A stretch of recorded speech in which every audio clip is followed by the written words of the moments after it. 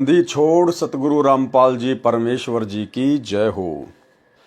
परम पिता परमात्मा, सारी सृष्टि के रचनहार, कुल मालिक, असंख्य ब्रह्मांडों के स्वामी, जगत गुरु, तीनों लोकों में प्रवेश करके सबका धारण पोषण करने वाले राजाधिराज, आत्माधार, नाथों के नाथ, देवों के देव, महादेव, सर्वेश्वर, महेश्वर, मृत्युंजय, अजरो अमर, आदि अनादि सनातनी प्रभु, जगत पिता जगदीश्वर, श्री श्री 1008 की उपाधि के वास्तविक अधिकारी, अकाल मूरत शब्द स्वरूपी राम, वासुदेव, सर्वगतम ब्रह्म, परम पूज्य, प्रथम पूज्य, परम संत, परम पुरुष, परम धनी, परम दयालु, सत्य कबीर, हक्का कबीर, अल्लाहु कबीर, अल्लाहु अकबर, बाखबर, अल्लाह ताला,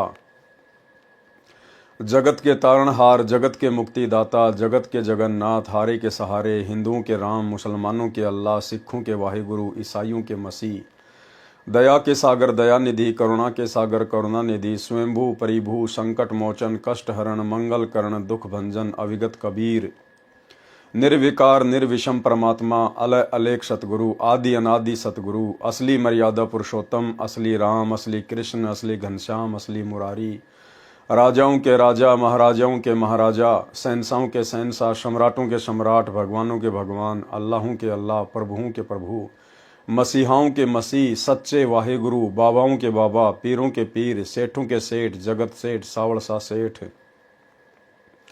सर्वगुण संपन्न, अनंत कोटि कलाओं के स्वामी, अनंत कोटि ब्रह्मांडों के नायक, योगियों में महायोगी, ध्यानियों में महाध्यानी, सिद्धों में परम सिद्ध, ज्ञानियों में तत्व ज्ञानी, ब्रह्म ज्ञानी, महाज्ञानी, परम ज्ञानी, सर्वश्रेष्ठ ज्ञानी, विज्ञानी, युवा कबीर, समृत कबीर, असंवाद, अमित ओजा, सच्चे रहनुमा, करीम अल्लाह, सुभान अल्लाह, दुनिया के अंतिम पैगंबर, 8 सितंबर 1951 से गांव धनाना, जिला सोनीपत, हरियाणा, भारतवर्ष की पावन भूमि पे प्रकट रियल कल की भगवान श्री नारायण साकार हरि श्री बाबा साहेब, गरीब निवाज, शब्द स्वरूपी राम, संत श्रोमणी सतगुरु रामपाल जी परमेश्वर जी के चरण कमल में साध संगति से जुड़े हुए देश विदेश से हम सभी सत्सेवक भाई बहनों का अनंत कोटि दंडवत प्रणाम। सत्साई भाई और बहनों, दया पूज्य गुरुदेव भगवान की, जिनके शुभ आशीर्वाद से, विशेष आशीर्वाद से आप और हम सभी सत्सेवक भाई बहन साध संगति से जुड़कर भक्ति मार्ग में निरंतर आगे की ओर बढ़ते जा रहे हैं। कलयुग की बिचली पीढ़ी में साध संगतियां बड़े ही सौभाग्य से नसीब होती हैं। परमेश्वर कहते हैं, सकल पदार्थ है जग माही, भाग बिना नर पावत नाही। सतगुरु के शरण में आने के बाद भी सतलोक आश्रमों से वर्तमान समय 2024 तक जुड़ी हुई उन लाखों करोड़ों आत्माओं का भाग्य इतना प्रबल नहीं है कि वे वर्तमान में साध संगतियों से जुड़ जाएं। आप और हम चंद आत्माओं के ऊपर परमेश्वर ने छप्पर फाड़ मेहर की है, छप्पड़ फाड़ रजा की है। आज हम निरंतर अध्यात्म की ऊंचाइयों को छू रहे हैं। आज आप और हमारा विश्वास, दृढ़ विश्वास पूज्य गुरुदेव भगवान के चरणों में दृढ़ता के साथ में टिका हुआ है। भाई और बहनों, ये रजा इसी प्रकार से गुरुदेव भगवान की आप और हम सभी के ऊपर बनी रहे, एकमात्र ये हमारी कामना पूज्य गुरुदेव जी से है। कबीर सागर के सरलार्थ के ऊपर वीडियो बनाने की श्रृंखला जारी है। इसी श्रृंखला में आज हमारा ये 23वें नंबर का वीडियो है। प्रत्येक वीडियो में परमेश्वर हमें भक्ति मार्ग से जुड़ी हुई नई नई जानकारियां उपलब्ध करवाते हैं।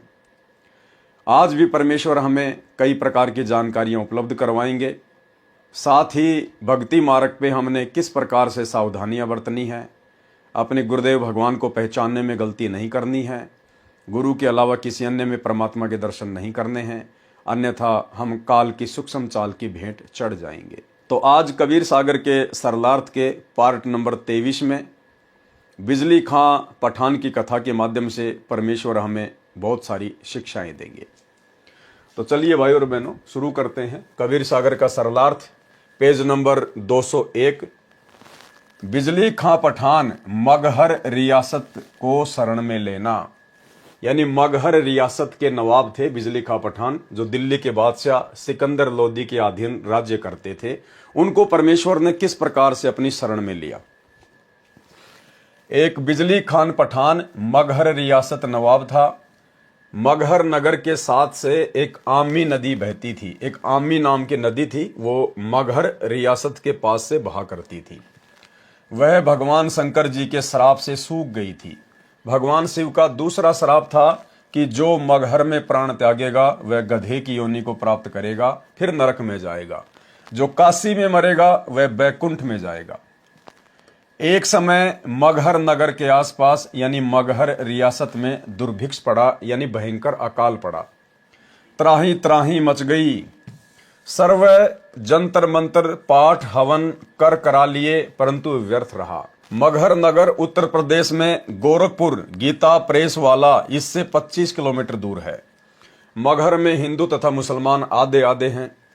किसी ने राजा को बताया कि काशी नगर में एक कबीर नाम के महात्मा बड़े सिद्ध पुरुष हैं, यदि वे आशीर्वाद दे दें तो वर्षा निश्चित रूप से हो जाएगी। बिजली खां पठान को किसी ने बताया कि ऐसे ऐसे काशी में एक कबीर नाम के सिद्ध पुरुष हैं, महापुरुष हैं, अगर वे दया कर दें तो निश्चित तौर पर आपके यहाँ पे बिन बादल बिन मौसम भी बरसात हो जाएगी। ठीक इसी प्रकार भाई और बहनों, जिस प्रकार भयंकर अकाल पड़ने के कारण बिजली खां पठान को, जो कि वहां का नवाब था, राजा था, हर प्रकार से अपने राज्य में सुख शांति के लिए प्रयत्न कर रहा था, प्रयास कर रहा था। अंत में किसी ने बताया कि ऐसे ऐसे एक महात्मा है कबीर नाम के, अगर वो दया बख्श दें तो आपके राज्य में पुनः बारिश हो सकती है। ठीक इसी प्रकार 2028 युग परिवर्तन का समय है, और जिस प्रकार बिजली खां पठान अपने राज्य में शांति स्थापना के लिए दर दर भटक रहा था, उसी प्रकार भारत देश के राजा को, जो भी उस समय राजा होगा, वर्तमान में जिसे प्रधानमंत्री कहा जाता है, राष्ट्रपति कहा जाता है, जो पूरे देश का नेतृत्व करते हैं, 2028 युग परिवर्तन का समय है। इस बात से राजा प्रजा सभी लोग अनजान हैं, और युग परिवर्तन परमेश्वर का अटल सिद्धांत है। और युग परिवर्तन कोई सामान्य परिस्थितियों में नहीं होता, भयंकर विकट परिस्थितियां पैदा होती हैं, भयंकर अकाल पड़ते हैं, भूकंप आते हैं, या तो अतिवृष्टि होगी या बिल्कुल ही बरसात नहीं होगी, ओले गिरेंगे, तरह तरह की महामारियां आएंगी, युद्ध होगा, यानी हर प्रकार से परिस्थितियां धरती पर, आम व्यक्ति हो चाहे देश का राजा हो, उन सब से बाहर परिस्थितियां हो जाती हैं, उनके वश की बात नहीं रहती है।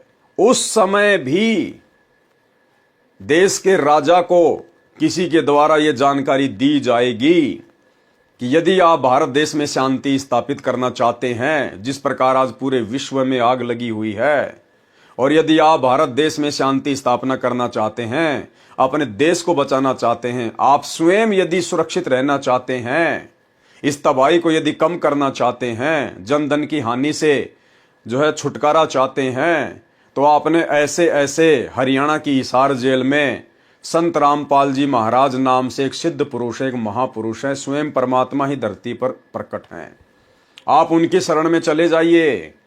वे यदि दया कर दे तो पुनः शांति स्थापना हो सकती है, अन्यथा पृथ्वी पर दूसरा कोई विकल्प नहीं होगा। तो जब अकाल गिरा तब याद आई साधु संत महात्माओं की, राजाओं को। किसी ने राजा को बताया कि काशी नगर में कबीर नाम के महात्मा बड़े सिद्ध पुरुष हैं, यदि वे आशीर्वाद दे दें तो वर्षा निश्चित रूप से हो जाएगी। नवाब बिजली खान पठान ने एक लेटर राजा बीर सिंह के नाम लिखा और अपना सूखा पड़ने का दुख बताया, और लिखा कि सुना है कबीर पीर आपके नगर में रहता है, कृपया उसे भेजें, हम दुखी हो गए हैं। राजा में इतनी अकल नहीं होती है, राजा में इतनी आध्यात्मिक अकल नहीं होती है। बिजली खां पठान ने कहा कि कबीर नाम के कोई महात्मा आपके वहां रहते काशी नगर में। काशी नरेश बीर सिंह बघेल को लेटर लिखा, तो बीर सिंह परमात्मा का शिष्य हो चुका था उस समय। बीर सिंह ने कहा कि संत महात्माओं को ऐसे बाई ऑर्डर नहीं बुलाया जाता, अगर वे आप भी गए और अपनी रजा नहीं बख्शेंगे, आशीर्वाद नहीं देंगे, आपके अभिमान और अहंकार को देखकर, फिर क्या फायदा उनका वहां पर आने का। तो बिजली का पठान तुरंत समझ गया, उसकी मजबूरी भी थी, और खुद सैनिकों के साथ में कबीर परमेश्वर जी के पास गया। कृपया उसे भेजें, हम दुखी हो गए हैं। राजा बीर सिंह बघेल परमेश्वर कबीर जी का शिष्य हो चुका था, वह सब मर्यादा जानता था। बीर सिंह ने पत्र पढ़कर बिजली खां पठान को पत्र लिखा कि हे खान जी, साधु संतों को आदेश देकर नहीं बुलाया जाता, यदि आदेश से बुला भी लिया, उन्होंने आशीर्वाद नहीं दिया, फिर उस जाने और बुलाने का क्या औचित्य हुआ। ठीक इसी प्रकार उस समय भारत देश के राजा को, वो चाहे नरेंद्र मोदी हो या चाहे कोई और हो, उस समय भारत देश के उस राजा को भारत देश में शांति स्थापना के लिए हिसार की जेल में जाकर संत रामपाल जी के पैर पकड़कर उनसे मन्नतें करके, नाक रगड़ के, अपनी गलतियों की क्षमा याचना मांग के उनके आशीर्वाद को प्राप्त करना पड़ेगा। दूसरा कोई तरीका पूरे विश्व में नहीं होगा। साधु संतों को आदेश देकर नहीं बुलाया जाता। यदि आदेश से बुला भी लिया, उन्होंने आशीर्वाद नहीं दिया, फिर उस जाने और बुलाने का क्या औचित्य रहा। यह पत्र पढ़कर नवाब स्वयं अपने अंग रक्षकों के साथ गए। कबीर परमेश्वर जी से अपनी दुख भरी कहानी सुनाई। उस समय वीर सिंह बघेल भी साथ था। कबीर परमेश्वर घोड़े पर बैठकर नवाब के साथ चल दिए। गोरखनाथ जी सिद्ध पुरुष हैं, वे संसार छोड़कर जा चुके हैं। सिद्ध पुरुषों के पास कुछ वर्षों तक ये शक्ति रहती है कि वे जब चाहें पृथ्वी पर प्रकट हो जाते हैं, अपने पंथ का विस्तार फिर भी करते रहते हैं। जब गोरखनाथ जी को इस बात का पता चला कि तेरी तप स्थली गोरखपुर के पास कोई संत वर्षा कराने के मकसद से आ रहा है, तो मगहर नगर से 1 मील अर्थात लगभग 1.5 किलोमीटर दूर एक सूखी जोड़ी यानी तालाब के पास वृक्ष के नीचे बैठ गया। कौन? गोरखनाथ। परमेश्वर कबीर जी को गोरखनाथ ने पहले देखा था, बचपन में देखा था, जब कबीर परमेश्वर जो है लीला कर रहे थे 10 साल की आयु की, जिस समय गोरखनाथ काशी में और पंडित रामानंद जी के साथ में ज्ञान गोष्ठी करने गया था। उस समय कबीर परमेश्वर की लीला में आयु केवल 10 वर्ष की थी। उस समय गोरखनाथ ने कबीर परमात्मा को देखा था, उनसे दीक्षा ली थी। उसके बाद फिर वो नहीं मिल पाया, अपनी उन्हीं सिद्धियों में, तपस्याओं में वापस लग गया। जब परमेश्वर 10-12 वर्ष की लीला में आयु में थे, स्वामी रामानंद जी की उपस्थिति में कबीर जी तथा गोरखनाथ जी की गोष्ठी हुई थी। गोरखनाथ ने परमेश्वर कबीर जी से हार मानी थी, परंतु अहंकार शेष था। परमेश्वर कबीर जी को गोरखनाथ जी ने पहचाना नहीं। उस दिन परमेश्वर ने गोरखनाथ जी को देखा और जाना कि गोरखनाथ किस मकसद से बैठे हैं। परमात्मा तो अंतर्यामी है, जानी जान है, वो तो तुरंत जान गए कि गोरखनाथ क्यों बैठा हुआ है। वो तो काशी नगर से चलने से पहले भी जानते थे कि गोरखनाथ आएगा वहां पर अपने अहंकार वश। परमेश्वर कबीर जी तो अंतर्यामी हैं, उनको समझते देर नहीं लगी। परमेश्वर घोड़ा रोककर नीचे उतरे और नवाब से कहा कि हे बिजली खान, आप काशी गए, ये देखो महात्मा जी बैठे हैं, ये तो जो चाहे सो कर सकते हैं, इनसे प्रार्थना करो। नवाब बिजली खान ने सिद्ध पुरुष से वर्षा कराने की प्रार्थना की। गोरखनाथ जी उठे और अपने त्रिशूल को उस छोटे जोड़ी के बीच में जमीन में गाड़ा और निकाल लिया। पानी का फवारा निकला, तलैया भरने के पश्चात रुक गया। कबीर जी ने कहा कि हे बिजली खान, बन गया काम, महात्मा का धन्यवाद करो। बिजली खान ने कहा कि हे महात्मा जी, इस जल से तो एक समय हमारे पशु भी तृप्त नहीं हो सकते, वर्षा कराने की कृपा करें। गोरखनाथ जी क्रोध से बोले कि इस क्षेत्र के व्यक्तियों के भाग्य में 2 साल तक बारिश होने का संयोग नहीं है, पाप कर्म बढ़ा है, बारिश कैसे हो सकती है। यदि किसी में शक्ति है तो वर्षा करा के दिखा दे। उस समय गोरखनाथ जी कबीर जी पर व्यंग कर रहे थे। कबीर जी ने नवाब तथा साथ आए सैनिकों तथा गांव से आए व्यक्ति जो नवाब को देखकर उसी तलैया पर चले गए थे, सबको कहा मैं यहां बैठकर परमात्मा में धुन लगाता हूं। लीला की परमात्मा ने, उनको कहां धुन लगानी थी, वे तो स्वयं ही परमेश्वर हैं। मैं यहां बैठकर परमात्मा में धुन लगाता हूं, आप घर को जाओ। यदि परमेश्वर ने सुन ली तो आधे घंटे में बरसात हो जाएगी। यह कहकर परमेश्वर कबीर जी गोरखनाथ की तलैया से 200 फीट की दूरी पर बैठ गए। नवाब तथा प्रजा कैसे गांव जा सकती थी, उनके पैर नहीं चल रहे थे। 10 मिनट के अंदर ही जोर की घटा उठी, मूसलाधार वर्षा हुई, सब सरोवर भर गए, खेतों में पानी पानी हो गया। ये लीला देखकर बिजली खान पठान कबीर जी को प्रार्थना करके गांव ले गए। स्वयं नाम लिया, पूरे नगर के हिंदू तथा मुसलमानों ने दीक्षा ली। उस समय संतान की बहुत कमी होती थी। एक मुसलमान के घर कोई संतान नहीं थी। उम्र लगभग 70 वर्ष थी। पति पत्नी ने कबीर परमात्मा से रो रो कर पुत्र की मांग की। परमेश्वर जी ने आशीर्वाद दिया कि 10वें महीने पुत्र हो जाएगा। ऐसा ही हुआ। वर्तमान में उस व्यक्ति के परिवार का एक पूरा मोहल्ला यानी पूरी कॉलोनी बसी हुई है। उसका नाम मोहल्ला कबीर करम है। कबीर करम का अर्थ है कबीर कृपया ये दास मगर में, यानी गुरुदेव भगवान कह रहे हैं कि ये दास मगर में संगत को वह पवित्र यादगार दिखाने गया था। 3 बार वहां जाने का सौभाग्य प्राप्त हुआ। वहां के नागरिक कहते हैं कि परमेश्वर कबीर जी की कृपा से नगरी सुख से बस रही है। यहाँ हिंदू मुसलमान लगभग आधे आधे हैं। कभी भी धर्म के नाम पर आपस में झगड़ा नहीं हुआ है। देश के अन्य शहरों में कई बार हिंसा होती है, परंतु हमारे गांव में भाईचारा कायम रहा। क्यों? परमेश्वर के आशीर्वाद से। उस समय के लोग डरने वाले थे, साधु संतों की इज्जत करते थे। और वर्तमान में क्या हो रहा है? वर्तमान में क्या हो रहा है? सतगुरु रामपाल जी की संगत में 2 पार्ट हो गए। एक पार्ट जिसे सतलोक आश्रमों के नाम से जाना जाता है, दूसरा पार्ट जो ज्ञान आधार से भक्ति कर रहा है साध संगति के नाम से जाना जाता है। और आज सतलोक आश्रम नाम से वो पार्ट जो अज्ञान आधार से भक्ति कर रहा है, दिखावे की भक्ति कर रहा है, बाकी सारे कुकर्म कर रहा है, कोई मर्यादा नहीं निभा पा रहा है और जबरदस्ती साध संगत वालों के साथ में लड़ाई झगड़ा करते हैं, मुकदमेबाजी करते हैं, मारपीट करते हैं। सोचिए भाई और बहनों, 650 साल पहले परमात्मा ने आशीर्वाद दिया था और आज तक वहां पर हिंदू मुसलमानों का आपस में झगड़ा नहीं है। लेकिन वर्तमान में सतगुरु रामपाल जी के परिवार वाले, सोचिए इनके कितने बिगड़े हुए संस्कार हैं। अपने ही गुरु भाई बहनों के साथ में लड़ाई झगड़ा करते हैं, मारपीट करते हैं, मुकदमेबाजी करते हैं सत्सेवकों के साथ में। ये शर्म की बात है, डूब के मरने की बात है ये। यहां हिंदू मुसलमान लगभग आधे आधे हैं। कभी भी धर्म के नाम पर आपस में झगड़ा नहीं हुआ।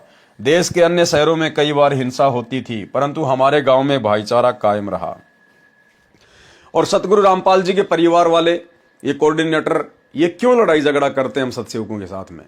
ये भक्ति को लेकर लड़ाई झगड़ा नहीं करते, क्योंकि इन लोगों को भक्ति की टेंशन नहीं है। भक्ति चाहे कोई इनसे अच्छी करे या इनसे नीची करे, इनको भक्ति से कोई लेना देना नहीं है। ये लड़ाई झगड़ा केवल इस डर के कारण करते हैं कि संगत को लूटने का जो कॉन्ट्रैक्ट इस काल से हमने ले रखा है, गुरुदेव के परिवार वालों ने, इन कोऑर्डिनेटरों ने, इनको डर है कि ये कॉन्ट्रैक्ट कहीं ये साथ संगत वाले ना ले लें, कहीं हमारे हाथ से संगत ना निकल जाए, कहीं हमारे हाथ से ये दान धर्म ज्योति पाठ का पैसा ना चला जाए। इनको फिक्र केवल माया की है, पैसे की है। अपने स्वार्थ के कारण ये उलझे हुए हैं। लेकिन इनको इस बात का नहीं पता कि हम सतगुरु रामपाल जी परमेश्वर जी के शिष्य हैं, उनके सत्सेवक बच्चे हैं। माया को, धन दौलत को हम लोग अपने गुरुदेव के आशीर्वाद से और ज्ञान आधार से अपने पैर की ठोकर के ऊपर रखते हैं, पैर की ठोकर के ऊपर। हमारी नजरों में हमारे गुरुदेव भगवान से बढ़कर, उनकी सत भक्ति से बढ़कर दुनिया में कोई भी दूसरी अनमोल माया, अनमोल धन नहीं है। लेकिन काल प्रेरणा से ये लोग इस बात से अपरिचित हैं। यहाँ हिंदू मुसलमान लगभग आधे आधे हैं। कभी भी धर्म के नाम पर आपस में झगड़ा नहीं हुआ है। देश के अन्य शहरों में कई बार हिंसा होती है, परंतु हमारे गांव में भाईचारा कायम रहा। नाम भक्ति की कमाई करना अनिवार्य है। अब गुरुदेव भगवान हमें क्या समझा रहे हैं, इस कथा के माध्यम से परमेश्वर हमें क्या शिक्षा देंगे? नाम भक्ति की कमाई करना अनिवार्य है। यानी आज हम भाई बहनों ने गुरुदेव भगवान से, कबीर परमेश्वर जी से नाम उपदेश भी ले लिया है, हम उनकी शरण में हैं। और यदि हम लोग सुमरण को, 3 समय की आरती को, सत्संग सुनना, 5 यज्ञ करना, ये टोटल जो होता है ये भक्ति में आता है, परमात्मा की सेवा में आता है। इसी को कहते हैं पूजा करना। पूजा, भक्ति, सेवा, इसमें सब कुछ आ जाता है। 3 समय की आरती आ गई, मंत्र जाप करना हो गया, सत्संग सुनना, मर्यादा निभाना, गुरुदेव को भोग लगाना, यानी भक्ति से संबंधित जो भी क्रिया होती है वो सेवा, पूजा इसी नाम से जानी जाती है।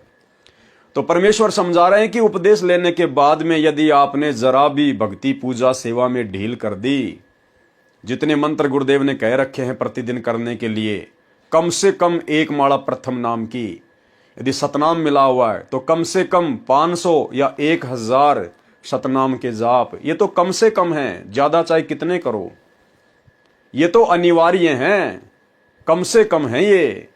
यदि हम इतना भी नहीं करेंगे, भक्ति को हल्के में लेंगे तो फिर हमारे साथ में क्या बनेगी, फिर भी हम पार नहीं हो पाएंगे।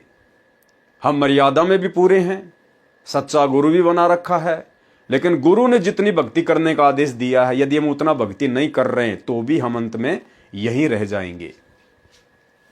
नाम भक्ति की कमाई करना अनिवार्य। अध्याय वीर सिंह बोध, पृष्ठ 123 पर। राजा वीर सिंह की एक छोटी रानी सुंदर देई थी।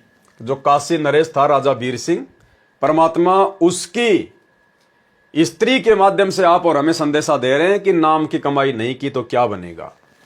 राजा वीर सिंह की एक छोटी रानी सुंदर देई थी। उसने भी परमेश्वर कबीर जी से दीक्षा ले रखी थी। उसने सत्संग बहुत सुने थे, विश्वास कम था, नाम की कमाई यानी साधना नहीं करती थी। जब रानी का अंतिम समय आया तो यम के दूत राजभवन में प्रवेश कर गए। फिर यमदूत रानी के शरीर में प्रवेश कर गए और अंतिम श्वास का इंतजार करने लगे। उस समय रानी सुंदरदेई के शरीर में बेचैनी हो गई। यमदूत दिखाई देने लगे। राजा ने रानी से पूछा कि क्या बात है। रानी ने कहा कि मुझे राजपाट, महल, आभूषण कुछ भी अच्छा नहीं लग रहा है। रानी ने कहा कि साधु संतों को बुलाकर परमात्मा की चर्चा कराओ। साधु तथा भगत आकर परमात्मा की चर्चा तथा भक्ति करने लगे। उससे कोई लाभ नहीं हुआ। रानी के शरीर में कष्ट और बढ़ गया।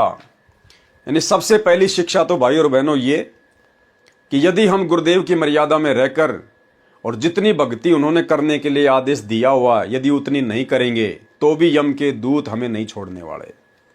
दूसरा, उस समय हमें हमारे भगत भाई बहन किसी प्रकार से कोई सहायता नहीं देंगे। हमारे भगत भाई बहन कोई भी आड़े नहीं आएगा। जिस प्रकार यम के दूत आ चुके थे, उसकी अंतिम श्वास का इंतजार कर रहे थे। रानी के कहने पर भगत भाइयों को बुलाया गया, परमात्मा की चर्चा की गई, महिमा की गई, लेकिन किसी भी भगत की चर्चा और महिमा से रानी को किसी प्रकार का कोई फायदा नहीं हुआ। यानी खुद की कमाई ही खुद के काम आएगी। खुद के द्वारा की गई सेवा, दान, धर्म ही खुद के काम आएगा। दूसरे की कमाई दूसरे भगत के बिल्कुल भी काम नहीं आएगी। रानी ने कहा कि साधु भक्तों को बुलाकर परमात्मा की चर्चा कराओ। साधु तथा भगत आकर परमात्मा की चर्चा तथा भक्ति करने लगे। उससे कोई लाभ नहीं हुआ। रानी के शरीर में कष्ट और बढ़ गया। अर्ध अर्ध यानी आधा श्वास चलने लगा। श्वास खींच खींच कर आने लगा। हृदय कमल को त्याग कर जीव भयभीत होकर त्रिकुटी की ओर भागा। यानी हमारी जो आत्मा होती है वो हमारे शरीर में जो है हृदय कमल में रहती है। तो यम के दूतों से वो आत्मा भयभीत हो गई, क्योंकि भक्ति उसने की नहीं, मर्यादा में वो रही नहीं, गुरु पे उसका विश्वास रहा नहीं। अंत में वो भयभीत हो गई, वो डर गई यम के दूतों को देखकर। अन्यथा परमात्मा ने तो कह रखा है, अगर आप मर्यादा में हो, भक्ति कर रहे हो, पहली बात तो यम के दूत तुम्हारे पास में आएंगे नहीं। अगर आ भी गए गलती से तो नाम का सुमरण शुरू कर दो, उनके तीर से लगेंगे, वो दूर जाके खड़े हो जाएंगे। तो अंत समय जब आया तो रानी का जो जीव था वो हृदय कमल से और त्रिकुटी की ओर भागा। और तो कोई रास्ता नजर आएगा नहीं। वो त्रिकुटी की ओर दौड़ा अपने बचाव के लिए। हृदय कमल को त्याग कर जीव भयभीत होकर त्रिकुटी की ओर भागा। यम दूतों ने चारों ओर से घेर लिया। चारों यम दूतों ने जीव को घेर कर कहा कि आप चलो, हरि यानी प्रभु ने तुम्हें बुलाया है। तब रानी के जीव को सत्संग वचन याद आए। उसने यम दूतों से कहा कि हे बटपार, हे जालिमो, तुम यहां कैसे आ गए? हमारा सतगुरु हमारा मालिक है, आप हमें नहीं ले जा सकते। रानी को तुरंत वो सत्संग याद आ गए। उसी समय परमात्मा भी याद आ गया, उनके वचन भी याद आ गए कि हाँ, गुरुजी जो बात कहा करते थे ना कि यम के दूत आएंगे और वो गला दबा दबा के जीव निकालते हैं, तड़प तड़प कर जीव मरता है। फिर रानी ने हकीकत में देख लिया सूक्ष्म शरीर में कि भाई जो गुरुजी कहा करते थे बिल्कुल वैसा ही हो रहा है। और उस समय गुरुजी ने यह भी कहा था कि अगर ऐसी नौबत आ जाए तो अपने गुरु को याद करना, या आपके गुरुजी ने जो मंत्र दे रखा है वो सुमरण शुरू कर देना और कोई प्रयत्न मत करना। हे माँ, हे पिताजी, अरे बचाओ रे बचाओ रे। अगर ऐसा करना शुरू कर दिया और सुमरण नहीं किया या अपने गुरुदेव को याद नहीं किया, और गुरुदेव को याद करने का तरीका भी यही है, सुमरण, क्योंकि परमात्मा शब्द रूप है। और जब हम शब्द का उच्चारण करेंगे, उस मंत्र का जाप हम करेंगे तो हम सतगुरु को ही याद करते हैं। हम हैं सबद सबद हम माही, हमसे भिन्न और कछु नहीं। तो गुरुदेव ने हमें जो मंत्र दे दिया, जो सुमरण दे दिया, उसका जाप करना, अपने गुरुदेव को ही याद करना है, उन्हीं का चिंतन मनन होता है वो। तो रानी ने अपने गुरुदेव को याद किया, सारी बातें उसको याद आ गई। उसने यमदूतों से कहा कि हे बटपार, हे जालिमो, तुम यहां कैसे आ गए? हमारा सतगुरु हमारा मालिक है, आप हमें नहीं ले जा सकते। मेरे सतगुरु धनी ने मुझे नाम दिया है, मेरे गुरुजी आएंगे तो मैं जाऊंगी। ये बात सुनकर यम के दूत बोले कि यदि आपका कोई धनी है तो उसको बुलाओ, नहीं तो हमारे साथ परमात्मा के दरबार में चलो। जीव ने कहा कि धरनी आकाश से नगर नियारा, तहां निवाजे धनी हमारा। रानी ने क्या कहा कि इस पृथ्वी और आकाश से न्यारा है वो देश सतलोक, जहां पर हमारा खसम रहता है, हमारा धनी रहता है। ये भी कमजोरी है भाई और बहनों, ध्यान रखना।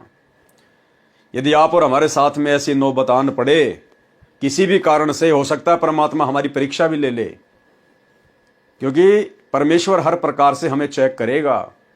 कई बार शोपन के माध्यम से भी चेक करेंगे, या शरीर जब छूटेगा उस समय परमात्मा शब्द रूप में हमारे साथ में रहेंगे, दिखाई नहीं देंगे लेकिन रहेंगे हमारे आसपास में। तो उस समय हो सकता है यम के दूत आ जाएं, परमात्मा यम के दूतों का रूप बना ले आप और हमारी परीक्षा लेने के लिए कि हमारे अंदर कितनी दृढ़ता आई है, हम ऊपर की यात्रा करने के लायक हैं या नहीं है।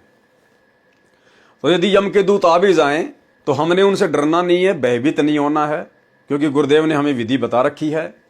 हमने उसी समय अपना सुमरण चालू रखना है, सुमरण। इसीलिए तो परमात्मा ने श्वास का सुमरण दिया है। इस श्वास के सुमरण को आप 24 घंटे चालू रख सकते हो, 24 घंटे। यदि हम श्वास का सुमरण करते करते, सतनाम का जाप करते करते सो जाते हैं तो भी सूक्ष्म शरीर में वो सुमरण ऑटोमेटिक चलता रहता है। तो परमेश्वर ने बताया कि आपने उस समय सुमरण करना है, जो भी आपको मंत्र मिला हुआ है।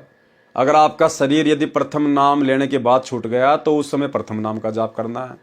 सतनाम है तो सतनाम का, सार नाम है तो सार नाम का, सार शब्द है फिर तो कहना ही क्या। तो उनके तीर से लगेंगे, भाले से लगेंगे, वो तुम्हारे निकट नहीं आ सकते। और यदि सुमरण भी याद ना हो तो अपने माता पिता को मत पुकारना, किसी रिश्तेदार को मत पुकारना, रोने मत लग जाना, इधर उधर भागने मत लग जाना। हे बंदी छोड़, हे बंदी छोड़, हे गुरुदेव भगवान, हे परमात्मा, हे परमेश्वर, कम से कम यही बोलने लग जाए हम, क्योंकि ये हमारे गुरुदेव भगवान के उपमात्मक नाम है, ये उन्हीं को संबोधित करने के नाम है। जय बंदी छोड़, हे परमात्मा, हे परमेश्वर, हे गुरुदेव भगवान, हे कबीर परमात्मा, हे मेरे पूज्य गुरुदेव, तो ये उन्हीं को पुकारने के नाम है। ये एक ऑप्शन है। सबसे पहले तो मंत्र जाप ही है। अगर वो किसी कारण से याद ना हो, ज्यादा भयभीत हो जाए, तो फिर ये परमात्मा के उपमात्मक जो नाम है, उनके शक्ति बोधक जो नाम है, फिर हमने इनको पुकारना है। अपने माता पिता या भाई बंधु रिश्तेदारों को पुकारने से अच्छा है परमेश्वर के उपमात्मक नामों को पुकारें। अगम शब्द जब वाखे नाऊं, तब यम जीव के निकट नहीं आऊं। तो हमने ये गलती बिल्कुल नहीं करनी है। उस रानी ने क्या कहा? उस रानी ने कहा कि धरती और आकाश से न्यारा जो देश है, वहां पे हमारे परमात्मा बैठे हैं, हमारा सतगुरु बैठा है। तो ये गलती हमने नहीं करनी। हमने वहां का रेफरेंस नहीं देना। हमने तो सीधा सीधा कहना है कि परम पूज्य सतगुरु रामपाल जी परमेश्वर, सारी सृष्टि के मालिक मेरे पूज्य गुरुदेव हैं, मेरा पिता है। और भाई आपका और हमारा तो कोई अकाउंट ही नहीं है, कोई हिसाब किताब नहीं है। लगता है यमराज ने गलती से भेज दिया, धोखे से आ गए तुम। आपका और हमारा कोई हिसाब किताब नहीं है। अगर वो कहें कि भाई आप अपने धनी को बुलाओ, आप अपने गुरु को बुलाओ, कौन है तुम्हारा गुरु, तो उसी समय अपना सुमरण कर देना है कि हे परमपिता परमेश्वर, हे पूज्य गुरुदेव भगवान, हे परमेश्वर, यदि आपकी मर्जी हो परमात्मा, तो आप जी इन यमदूतों को दर्शन देने की कृपया करें। ये नहीं कहना उनके डराने से, धमकाने से कि गुरुजी आप कहाँ हो, जल्दी आओ, जल्दी आओ, जल्दी आओ, आपको यमदूत बुला रहे हैं। उन यमदूतों की क्या औकात परमात्मा के सामने भाई, जो यमदूतों के कहने से और हम परमात्मा को यमदूतों का आदेश बताएंगे। हमने प्रार्थना करनी है कि परमेश्वर यदि आप जी उचित समझें तो परमेश्वर इन यमदूतों को भी दर्शन देकर इनको कृतार्थ करें। ये आपको याद कर रहे हैं परमेश्वर, हे अंतर्यामी, ये आपको याद कर रहे हैं। इस प्रकार से हमने प्रार्थना करनी है। सतगुरु तो जानी जान है, अंतर्यामी, हमारे पास में ही रहता है। वो तो यमदूतों के भी साथ में रहता है। उस परमेश्वर की शक्ति से ही यमराज अपना सारा ये विधान यहाँ पे सेट किए बैठा है। तो हमने इस प्रकार से प्रार्थना करनी है। बाकी डरना नहीं है, घबराना नहीं है, कोई भी हो चाहे। और ये डर और घबराहट केवल उसी भगत को नहीं होगी उस समय जो भगत अंतिम श्वास तक मर्यादा में रहेगा, दृढ़ विश्वास के साथ भक्ति करता रहेगा और जो साध संगति से जुड़ा हुआ होगा। अन्यथा भाई और बहनों पसीने आ जाएंगे, पसीने। भावार्थ, पहले तो रानी को विश्वास नहीं हो रहा था कि जो सतगुरु जी सत्संग में ज्ञान सुना रहे हैं वह सत्य है। वह सोचती थी कि यह केवल कहानी है, क्योंकि सब नौकर नौकरानी आज्ञा मिलते ही दौड़े दौड़े आते थे, मनमर्जी का खाना खाती थी, सुंदर वस्त्र आभूषण पहनती थी। उसने सोचा था कि ऐसे ही आनंद बना रहेगा। यह तो पूर्व जन्म की बैटरी चार्ज थी, वर्तमान में चार्जर मिला, नाम मिल गया तो चालू नहीं किया, यानी वर्तमान में सुमरण मिल गया तो उसने जाप नहीं किए पूरे, यानी साधना नहीं की। जब बैटरी की चार्जिंग समाप्त हो जाती है, बैटरी डाउन हो जाती है, तो सभी सुविधाएं बंद हो जाती हैं। फिर ना पंखा चलता है, ना बल्ब जगता है, बटन दबाते रहो, कोई क्रिया नहीं होती। इसी प्रकार जीव का पूर्व जन्म की भक्ति का धन यानी चार्जिंग समाप्त हो जाती है तो सर्व सुविधाएं छीन ली जाती हैं।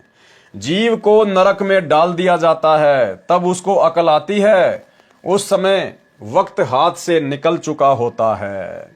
और आप और हमारे विश्वास के लिए वैसे तो गुरुदेव ने बहुत सारे इंटरव्यू के माध्यम से आप और हमें विश्वास दिलाया है कि कई बार ऐसा भी हो जाता है, यम के दूत आ जाते हैं और आप लोगों को डराने लगते हैं, तो ऐसी स्थिति में आपने क्या करना है। तो 2 एग्जाम्पल दिए परमात्मा ने। एग्जाम्पल तो हजारों की संख्या में है, लेकिन गुरुदेव ने जो अपने मुख कमल से बताए वो 2 एग्जाम्पल दास आपको यहां पर उन्हीं के मुख कमल से सुनाना चाहेगा। पहला तो गुरुदेव ने बताया कि एक भगत था और ऐसे ऐसे उसको यम के दूत आए और उसको ले गए। रास्ते में उन दोनों की आपस में बातचीत होती है। वो कहता है कि भाई तुम हमें नहीं ले जा सकते, हमने तो नाम ले रखा है कबीर भगवान से, यानी नाम तो लिया था सतगुरु रामपाल जी का, लेकिन गुरुदेव भगवान अपने आप को छुपाते हुए कबीर जी को ही महत्व देते हैं। बाद में वो यमदूत थोड़ा विचार करने लगे, भाई इतने कॉन्फिडेंस से कैसे बोल रहा है ये, हमारे सामने तो लोगों की बोलती बंद हो जाती है। तो उनमें से एक ने कहा कि कहीं हमसे कोई गलती ना हो गई हो, तू जा धर्मराज के पास कि साहब ऐसे ऐसे एक मृतलोक का एक प्राणी है और वो तो इस प्रकार से बोल रहा है। तो वो एक वहां गया धर्मराज के दरबार में, और धर्मराज के उन दोनों की आपस में बातचीत हो रही। उस भगत को बिल्कुल स्पष्ट सुनाई दे रही परमात्मा की लीला से, क्योंकि मालिक ने फिर इंटरव्यू उसका दिलवाना था आप और हमारे विश्वास के लिए। तो धर्मराज ने अपना रजिस्टर चेक किया और कहा, अरे किसको उठा लाए तुम, अरे वो नहीं है, वो बीमारी, उसको नीचे पटको, तुम मेरे को भी मरवाओगे, नीचे छोड़ो उसको जल्दी से। तो गुरुदेव ने कहा कि मेरा बेटा ने उसी समय मेरे को ऊपर से छोड़ दिया, और बाइज्जत तो कहां भेजने वाले थे, उसी समय मेरे को ऊपर से छोड़ दिया और मैं तो लोट पलेटा मारता हुआ और उस शरीर में वापस आके घुसा। 10-15 मिनट तक तो मेरे हाथ पैर काम नहीं कर रहे थे, पसीनम पसीना, आंख खुली, उसके बाद में माजरा समझ में आया। तो ये इंटरव्यू स्वयं गुरुदेव ने अपने मुख कमल से बताया है सत्संग में, जो हमारे विश्वास को दृढ़ करेगा। सुनिए। राय दरबार में दी कबीर तलाक, मेरे भूले चूके हंस को तू पकड़िए मत कजाक। जब धर्मराज के न्यायाधीश के ऑफिस में गरीबदास जी ने आके बताया अपनी वाणी में कि गोपाल दास, जब परमात्मा मुझे वहां धर्मराज के दरबार में लेकर गए और धर्मराज हाथ जोड़कर खड़ा हो गया करबद्ध, और परमात्मा जैसे बड़ा अधिकारी छोटे अधिकारी पर डांट मारा करे, एसपी जैसे ऐसे चोन धमकाया करे, ऐसे जाकर डांट लगा रहा है, वो जी सर कर रहा है। तो गरीबदास जी बता रहे, आंखों देखा धर्मराय दरबार में दे कबीर तलाक, मेरे भूले चूके हंस ने तू पकड़िए मत कजाक। बोला पुरुष कबीर से धर्मराय कर जोड़, और तेरे हंस न पकड़ो नहीं मन 2 लाख करोड़। ये परमात्मा आपके हंस को मैं नहीं पकड़ूंगा। परमात्मा ने कहा कि मेरे भगत का तू लेखा जोखा भी मत करना, और गलती से आ जा तो मेरे पास भेज देना। तो धर्मराज ने कहा कि परमात्मा आपकी शरण माने से पहले इसके गुड और बैड अकाउंट दोनों होते हैं, तो इसके जो बैड अकाउंट में इसके बुरे संस्कार हैं उसके अनुसार तो दाता मैंने सजा सुनानी पड़ेगी, मेरी मजबूरी है, उसका कोई विकल्प बताओ। तो परमात्मा ने कहा कि कर्म भ्रम ब्रह्मंड के मैं पल में कर दो नेस, उनको क्रॉस मार दूंगा, और जिन हमारी दो ही दिसो करो हमारे पेश।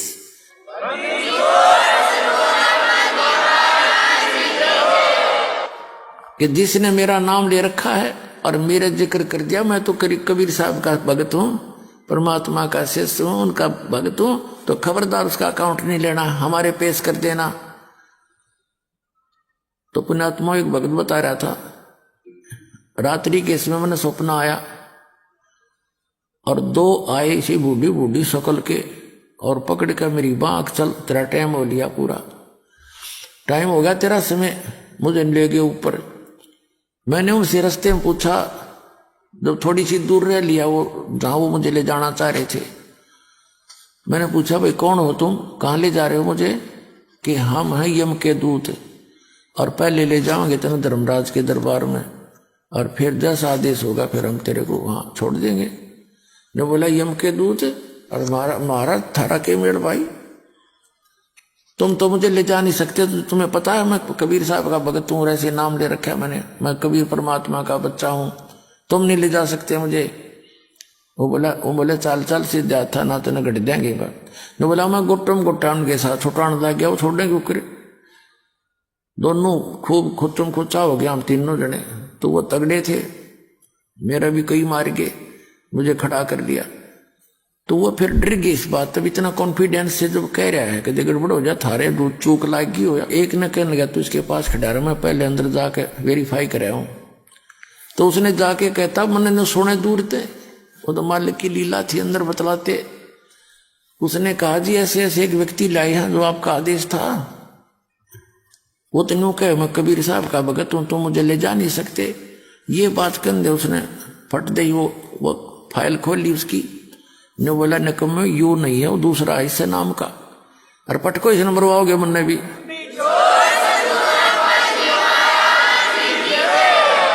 तो वो यूं कहता सुना तो मुन्ने भी मरवाओगे न, छोड़ का तुरंत बाइज्जत। तो जब वो वापस आए ने बोला छोड़ दे बीमारी ने, बोला ऊपर तो पटक दिया मेरे बेटा ने ऊपर से, और इज्जत तकड़े छोड़ने थे। बोला ऊपर तो पटक दिया, नो आओ मैं सबकी लेनता, और नीचे आया जब एकदम नो आँख खुली मेरी, उठा तो मेरे हाथ पैर काम नहीं करे, सारा शरीर पसीना पसीना। जब मैं ठीक ठाक जाग जाता तो मेरे नो सोचूं सपना है यो, मेरा 15-10 मिनट के बाद तो मेरे शरीर हरकत में आया था, ऐसी स्थिति थी। तो पुण्यात्माओं आपका ऐसे समर्थ से मेल हो गया है, अब सच्चे दिल से भक्ति करना, पूरे परिवार की रक्षा करेगा, और सतलोक जाओगे, शरीर जाओगे, वहां जाकर सुंदर शरीर पाओगे। बोलो सतगुरुदेव की जय हो।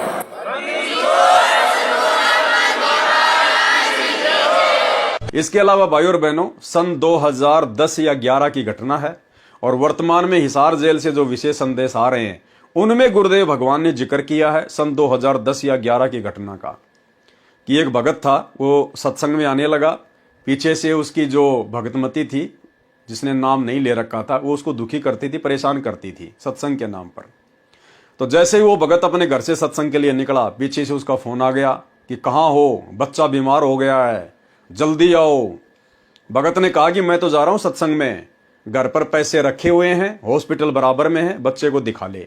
ये कहकर उसने फोन ही बंद कर दिया और सत्संग सुना। दूसरे दिन जैसे उसने फोन खोला, तुरंत उसकी भक्तमती का फोन आया, कहा कि कहाँ हो? बोला सत्संग में हूं। फिर उसने बहुत सारी बातें बताई कि आज तो चमत्कार हो गया हैं, आपके गुरुजी कैसे हैं, लंबे लंबे हैं, सर में सफेद बाल हैं, सफेद कपड़े पहनते हैं। भगत ने सोचा कि भाई आज ये क्या भाषा बोल रही है, क्यों पूछ रही है। तो गुरुदेव ने बताया कि उस लड़के ने अपनी माँ को बताया कि जिस समय हॉस्पिटल में था मैं, और ऐसे ऐसे यम के दूत आए और मुझे ले जा रहे थे पकड़ के शरीर से निकाल के, और उस समय ऐसे ऐसे एक लंबी लंबी हाइट का सफेद सफेद बाल वाला सफेद कुर्ते पजामे पहना हुआ एक बाबा आया, एक आदमी आया, और उसने झटका मारकर यम के दूतों से मेरा हाथ छुड़ाया। अब उसके बाद वो भगत भी रोने लग गया, उसकी भी आंखों में आंसू आ गए। कुछ दिनों बाद में उसके बाल बच्चों ने भी गुरुदेव से उपदेश ले लिया। तो भाई और बहनों, गुरुदेव अपने मुख कमल से ये इंटरव्यू बता रहे हैं, वर्तमान में ही हिसार जेल से जो ऑडियो आ रही है उनमें गुरुदेव कह रहे हैं कि इस दास ने उनको झटका दे के छुड़वाया। वो बच्चा बता रहा अपनी माँ को, आप और हमारे विश्वास के लिए कि कबीर परमात्मा स्वयं सतगुरु रामपाल जी ही हैं, कोई और नहीं है। सुनिए। नुकता ये भी होता है, जैसे एक भक्त ने बताया था कि मैंने नाम लिए 2-4 महीने हुए थे, घरवाली को पता लग चुका था, रो गए, थोड़ी बहुत खवासनी हो ही जाती थी। एक दिन मैं सत्संग में आने लग रहा था, रास्ते में फोन आया, कोई बात 10-11 की बात है, कि इकलौता बेटा बीमार हो गया बहुत सख्त, कहा हो, जल्दी आओ। मैंने कहा वैसे तुम्हारे पास है, हॉस्पिटल बिल्कुल साथ है, वहां दिखा लो, डॉक्टर ने इलाज करना, पैसे शुरू है, मैं जा रहा हूँ सत्संग। बस वो लगी उल्टे सुलटी बात सुनाने, मैंने फोन काट दिया, मैं आ गया पास में, मैंने फोन ना बंद रखा। अगले दिन फोन खोला, उसी टाइम फोन आया कि लड़का ठीक हो गया, तो पीछे चमत्कार हो गया, डॉक्टर भी हैरान है, ये हो कैसे बेहतर हो। तो राहत की सांस ली। फिर मैं जब वहां गया तो फिर मैं पूछा कि तुम्हारे गुरु जी कैसे हैं, क्या सफेद कपड़े पहनते हैं, लंबे से हैं, सिर पे सफेद बाल हैं। मैं उनके मुंह की तरफ देखूं, ये उस लड़के ने बताया अपनी माँ को, एक ऐसा आदमी आया था और मेरे को काल के दूतों से जो खींच के झटका देकर सुटा के लाया, वापस मेरे को छोड़ दिया इसमें शरीर में। तो मेरी आंखों से पानी पड़ा, और वो भी नहीं बोली हम भी चल रहे, वहां मिला सारे परिवार में दीक्षा बोल। उसके बाद उस लड़के का 4 साल हो गए, बुखार नहीं चढ़ा। बच्चों, इसको कहते हैं नुक्ते ऊपर ही जगह रे कोटी करो जब जा तुम्हारी। तो भाइयों और बहनों, इसी प्रकार यदि आप और हमारे साथ भी ये शरीर छोड़ने के बाद में बन जाए किसी भी कारण से, चाहे हमारी भक्ति कम हो या चाहे परमात्मा हमारी परीक्षा लेते हो, हर स्थिति में हमने निडरता के साथ में, क्योंकि निडरता आएगी भक्ति की शक्ति से, मर्यादाओं में रहने से, और एक दिन ये सब में आ जाएगी जो अंत तक इस परमात्मा के दरबार में पड़े रहेंगे। तो उस समय हमें डरना नहीं है, घबराना नहीं है, हमने अपना सुमरण करना है, क्योंकि सुमरण ही हमारा गुरु है। शब्द गुरु चित चेला रे। उसके बाद आगे का काम पूज्य गुरुदेव भगवान का है। तब उसको अकल आती है। उस समय वक्त हाथ से निकल चुका होता है, केवल पश्चाताप और रोना शेष रह जाता है। रानी सुंदरदेवी ने सत्संग सुन रखा था, पूर्ण सतगुरु से दीक्षा ले रखी थी, नाम की कमाई नहीं की थी। दीक्षा लेने के बाद भी भक्ति पूरी नहीं कर पाई, नाम की कमाई पूरी नहीं कर पाई, पूरा विश्वास अपने गुरुदेव पर, उनके वचनों पर, सत्संगों पर नहीं कर पाई। वह गुरुद्रोही नहीं हुई थी, गुरु निंदा भी नहीं किया करती थी। रानी ने सतगुरु को याद किया कि हे सतगुरु, हे मेरे धनी, मेरे को यमदूतों ने घेर रखा है, मुझ दासी को छुड़ाओ। मैंने आपकी दीक्षा ले रखी है, आज मुझे पता चला कि ऐसी आपत्ति में न पति, न पत्नी, न बेटा बेटी, भाई बहन, राजा प्रजा कोई सहायता नहीं करता। गुरुदेव हमें शिक्षा दे रहे हैं उस रानी के माध्यम से कि उस समय, आज तुम जिन राजनेताओं की चापलूसी कर रहे हो, कभी कांग्रेस को वोट डाल रहे हो, कभी बीजेपी को वोट डाल रहे हो, कभी क्या कर रहे हो, कभी गांव वालों को खुश करने के लिए स्टेडियम बना रहे हो, हॉस्पिटल खोल रहे हो, गांव वालों के लिए एम्बुलेंस चला रहे हो, बसें चला रहे हो, रोडे बना रहे हो। उस समय में राजा प्रजा भी काम नहीं आएगी, केवल सतगुरु काम आएगा, सतगुरु। तो आप और हमें गुरुदेव शिक्षा दे रहे हैं कि अपने गुरुजी के प्रति पूर्णतया समर्पित रहो, इन राजनेताओं की, चंद नेताओं की चापलूसी ना करो, दुनिया को खुश करने का प्रयास मत करो, ये दुनिया अंत समय में काम नहीं आएगी, सतगुरु काम आएगा। सतगुरु को प्रसन्न करने वाली भक्ति क्रिया करो, और सतगुरु इन आडंबरों से, पाखंडों से प्रसन्न नहीं होता, सतगुरु मर्यादित भक्ति से प्रसन्न होता है। आज मुझे पता चला कि ऐसी आपत्ति में न पति, न पत्नी, न बेटा बेटी, न भाई बहन, न राजा प्रजा कोई सहायक नहीं होता।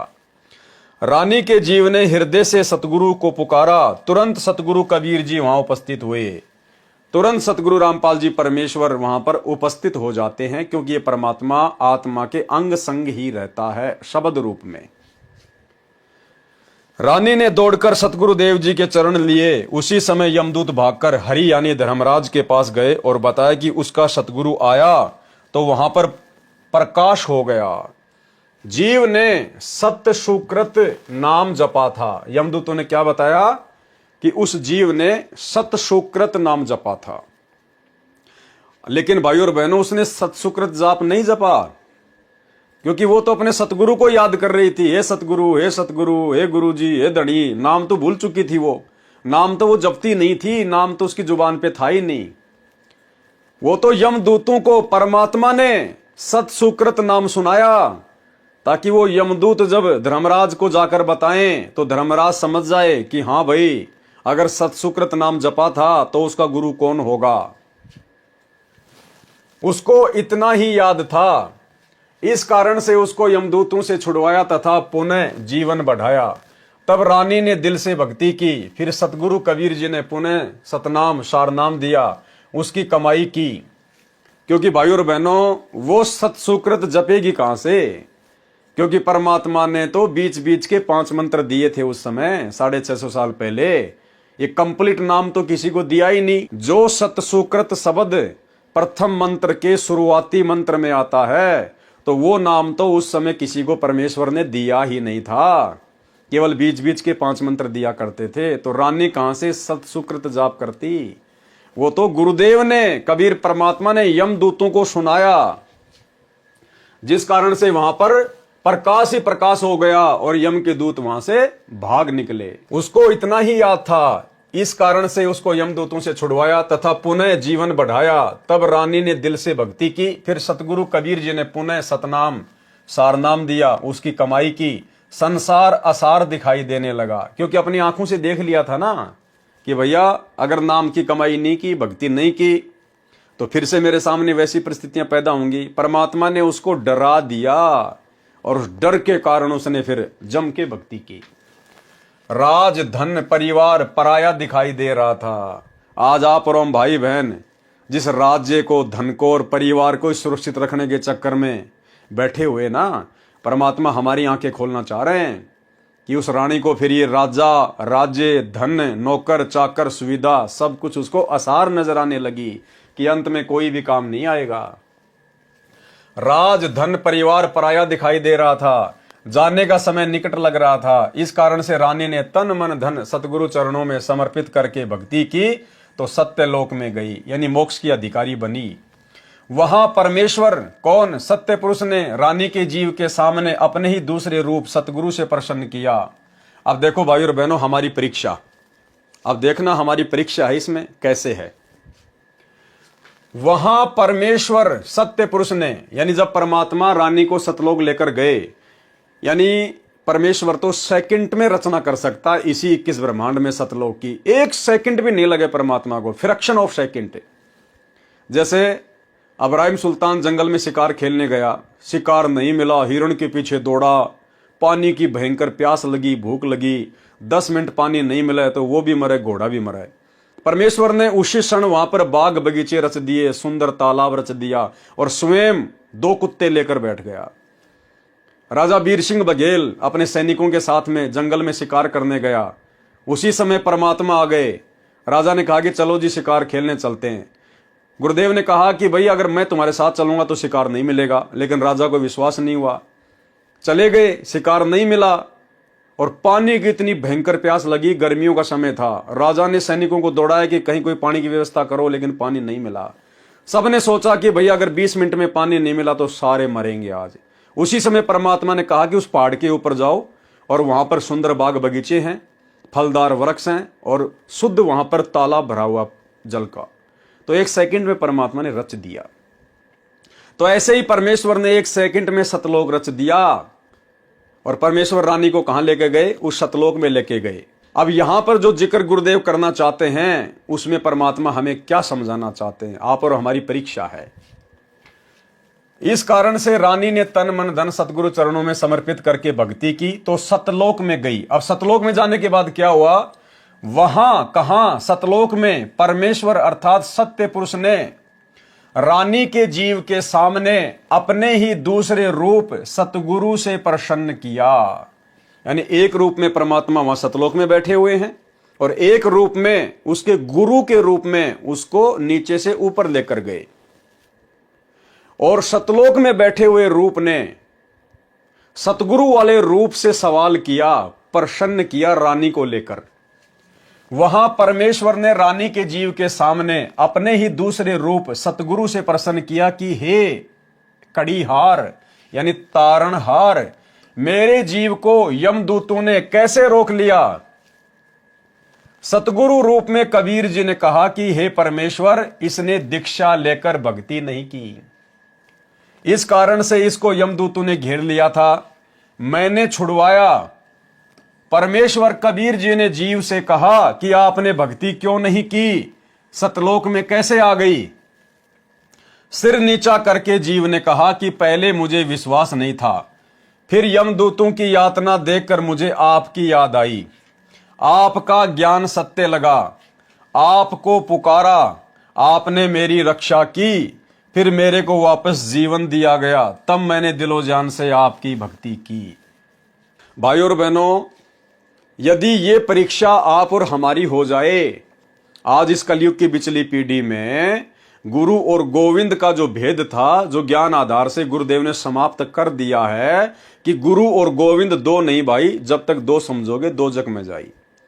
अगर इस प्रकार की परीक्षा गुरुदेव आप और हमारी ले लें, हमें सतलोक लेकर जाएं या यहीं पर सतलोक की रचना कर दें और हमें लेकर जाएं नीचे से सतगुरु रामपाल जी अपने रूप में, और वहां हमने देखा कि सिंहासन लगा हुआ है, कोई और कबीर परमात्मा बैठा हुआ है, तो हमने उस परमेश्वर को महत्व नहीं देना है। धोखा खा जाएंगे उसी समय, फैल हो जाएंगे उसी समय। हमारा गुरु ही परमेश्वर है, गुरु ही सत्य पुरुष है। हमने उस सिंहासन वाले के किसी भी सवाल का कोई जवाब नहीं देना, केवल अपने गुरुदेव भगवान के आगे हाथ जोड़ने, उन्हीं से अर्ज करनी है, उन्हीं से प्रार्थना करनी है। यह हमारी परीक्षा होगी और त्रिकुटी पर भी परमात्मा हमारी इस प्रकार से परीक्षा लेंगे। एक सत्संग में गुरुदेव ने हमें क्या समझाया कि गुरु गोविंद दोनों खड़े काके लागू पाए, बलिहारी गुरु अपना जिन गोविंद दियो बताए।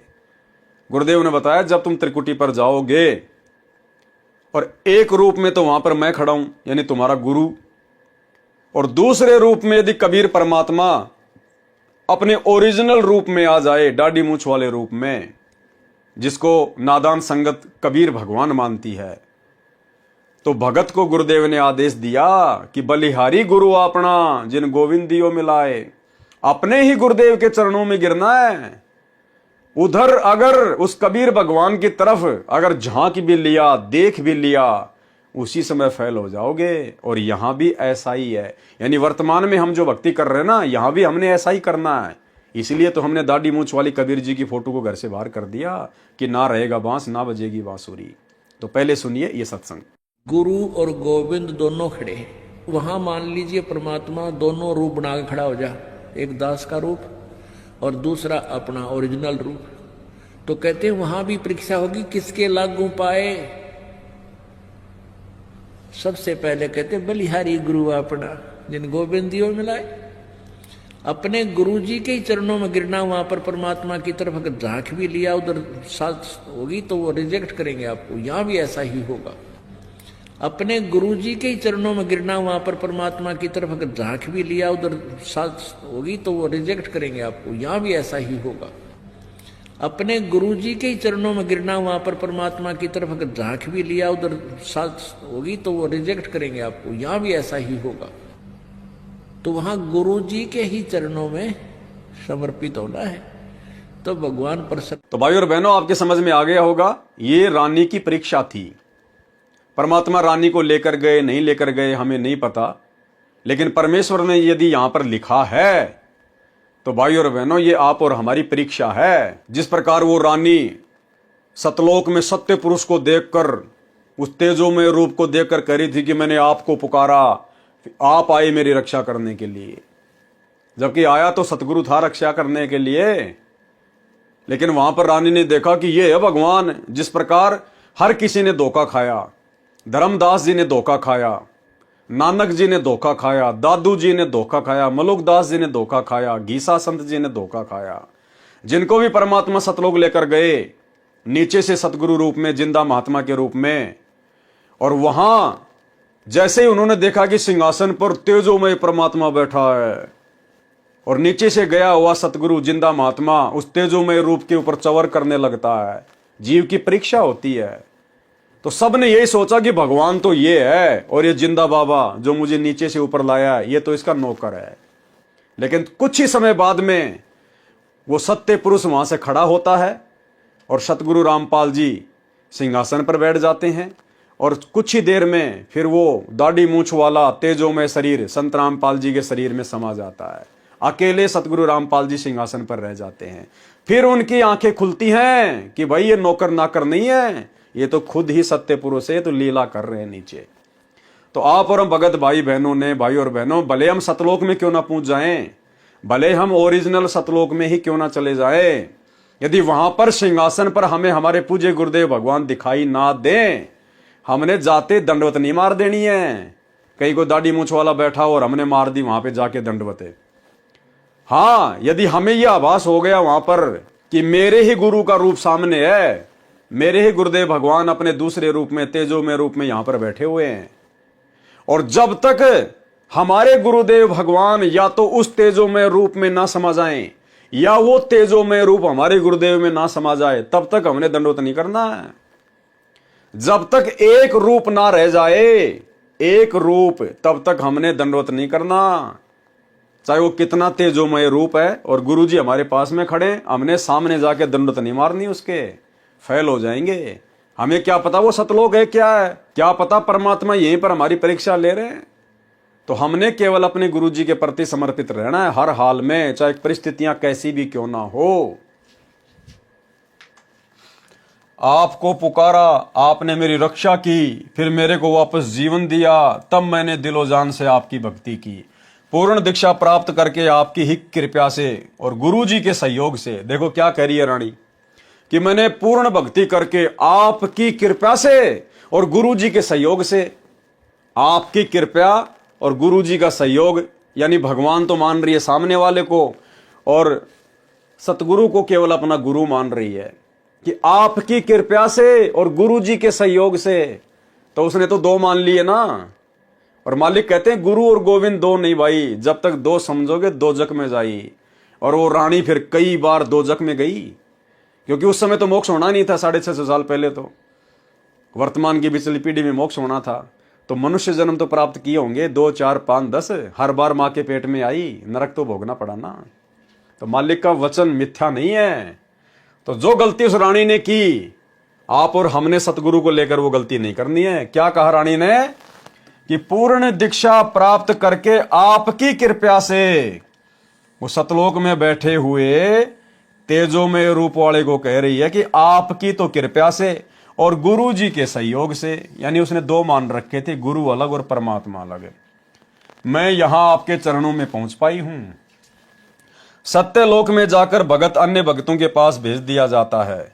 सुंदर अमर शरीर मिलता है, बहुत बड़ा आवास यानी महल मिलता है, विमान आंगन में खड़ा है, सिद्धियां आदेश का इंतजार करती हैं, तुरंत विद्युत की तरह सक्रिय हो जाती है, बिजली की तरह। जैसे बिजली का बटन स्विच दबाते ही बिजली से चलने वाला यंत्र तुरंत कार्य करने लगता है, ऐसे वहां पर वचन का बटन स्विच है। जो वस्तु चाहिए बोलिए, वस्तु पदार्थ आपके पास उपस्थित होगा।